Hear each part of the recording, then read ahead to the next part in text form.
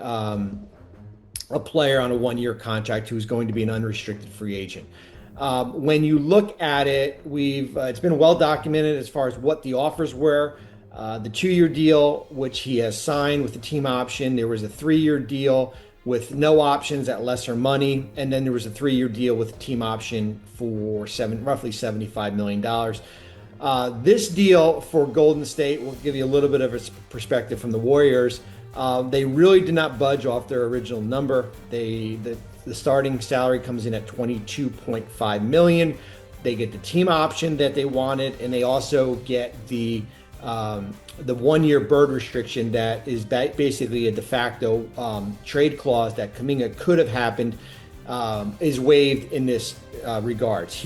Golden State can trade him without his permission. There is no obligation as far as what team Kuminga picks if there is a trade, which can happen starting on January 15th. That trade restriction gets lifted. If the contract was for 2 years straight, there would have been no trade clause, no trade restriction. But because there's either a 1-year deal or there's an option in there, you could have he could have had the right to veto a trade. I even went on TV a few weeks ago and I said, listen, if you want to put the trade, let him have the 1-year bird, fine, because once you exercise the team option in the trade, the 1-year bird goes away. As I said, in part, Kuminga gets a trade bonus. If he's traded on January 15th, it's 15% of what the contract would be, a little over $1 million. Golden State would pay that. That gets added on to his $22.5 million salary. All in all, it's a win-win for both sides. I think when you look at it, certainly from Golden State's perspective, as I said, they didn't budge off where they were. For Kuminga, he was basically staring at an $8 million qualifying offer. He gets an extra $14.5 million. He gets the trade bonus in there. He potentially could become an unrestricted free agent, but that would have Golden State declining that team option or whatever team he gets traded to. If he gets traded, he has non-bird rights. So the maximum that he can make next year is 22.5 times 120%, roughly $27 million. It's still a good deal. That's why you want the higher you go, the better for Kuminga here.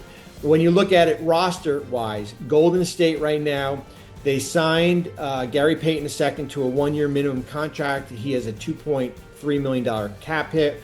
They signed Will Richards to a 4-year contract. He has roughly a $1.3 million cap hit. They will sign Al Horford to a 2-year contract for the tax mid-level exception.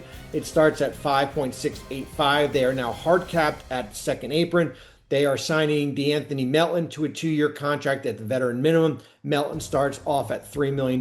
Remember, when Golden State went into free agency, a lot of these deals had already happened. Certainly with the Kuminga situation, you basically had to get your house in order. Melton comes in at 2 years. They are $2 million, 2019 under the second apron. You are hard capped at that. That gives them the flexibility to sign a 15th player starting on November 11th. They can do that. You can certainly wait until December and give yourself some more flexibility. So roster spot 15 will not come into fruition until sometime early part of the season.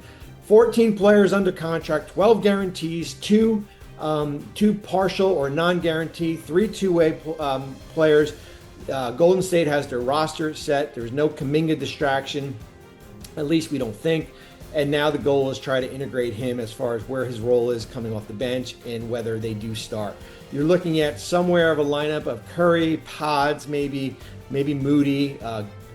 Everybody kind of goes into their natural positions. Butler, Green, and Horford. Biggest thing for me is kind of managing the minutes. You have 4 players in their mid-30s, but certainly their bench, when you look at it from the backcourt perspective with Melton, Payton, Heald, maybe Pods comes off the bench. You still have Moody. You got Will Richard. Certainly the backcourt is a strength of where they are depth-wise here. So that is it on Jonathan Kuminga, who has signed in Golden State. Thank God we don't have to really talk about that much more. Now we can talk about Golden State on the core. court. We've got a training camp primer that comes out on Wednesday, 8,000 words. Enjoy. And we have an early season trade deadline guide that we're working on that will come out next week also.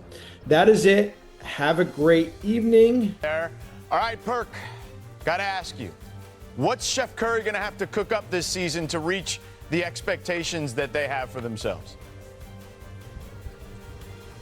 Well, I mean, he's going to have to play like a top 10 player in the league. And one thing I would never go against the light-skinned brother with the green eyes, especially with him having Jimmy Butler alongside of him. But the problem that I do have is that Malika just talked about it and asked Steph about it, about basically not having, everybody there for us to start a training camp.